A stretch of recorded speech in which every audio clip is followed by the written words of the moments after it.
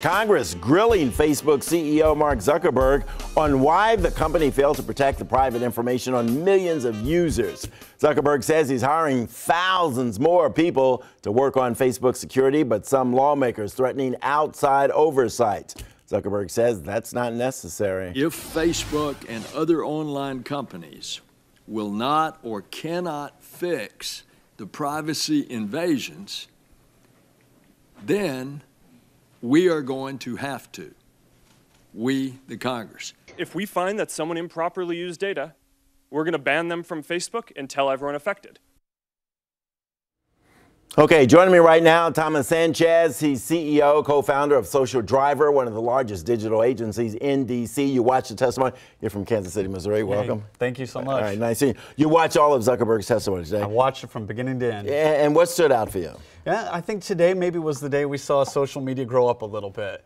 Zuckerberg came out and he said something I've always believed, which is social media can be a huge force for good, but unfortunately, there's some bad actors out there, and Facebook needs to put in place some proactive walls to be able to stop them from taking advantage of our data. Yeah, two things stood out to me. He looks so young up there with all those old men, and they treated him like a rock star, though. He's a multi-billionaire, but they treated him like a rock star, did they? I think they gave him a good welcome, and I think maybe today we're going to see Zuckerberg welcomed on Capitol Hill. Maybe tomorrow he'll get a little bit more of a grilling on the other side. Yeah. What did you think when he appeared to slip up and confirm that Facebook's people have met with a special prosecutor, special counsel? Well, we'd already known that Facebook had given maybe information on 3,000 ads that were ran by Russia or Russia-affiliated groups to the special counsel. But I think everyone was surprised when he said, yes, we're cooperating with them. But then kind of backpedaled a little bit and he said, you know, we haven't actually received a,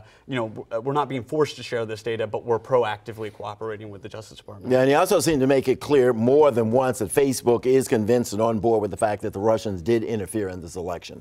Yeah, I think inside Silicon Valley, in my industry, this is something that we just take as fact.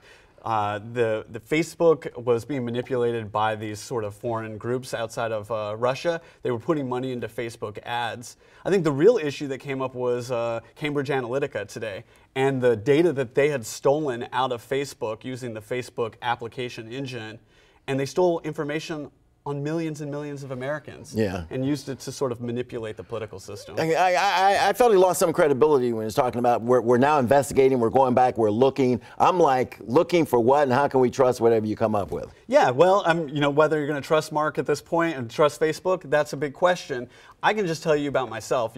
I've always believed that you should go into using social media with values. And my company, at Social Driver, we've said from the beginning, we're going to put people first. And as we've worked with clients, we've always tried to bring that value into it and try to help them shape how they're going to run social media for their businesses in a way that respects their customers' privacy. Okay, you've got 5 points that people can do right now to protect themselves. Yeah, what I would do is I'd go to Facebook and I'd check out their privacy center. What you can do is you can disable certain settings, like old apps that you're not using anymore. You can turn off the geo filtering. That means that where Facebook tracks your location. In fact, on socialdriver.com right now, earlier today we posted 5 tips on our website that you can implement starting today. We want to make sure our clients and the DC community really understands how to protect themselves, how to protect their families, and just how to protect their information. Yeah, and it's not likely people are going to be leaving Facebook in droves, right? No one's going to be leaving. I mean, let's be real. Right. Facebook owns Facebook, they own Messenger, they own WhatsApp, they own Instagram.